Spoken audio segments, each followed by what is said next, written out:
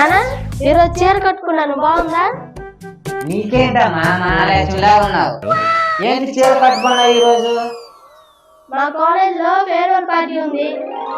Teacher ఏమో చీర కట్టుకుని రమ్మన్నారు, అందుకే. ఓ అలాగా, సరే. ఏంటి సరే, ఈ సంవత్సరంతో చదువు మానిపించేద్దాం. చూడు నానా. ఆగమ్మా, నేను అడుగుతాగా, ఆగు.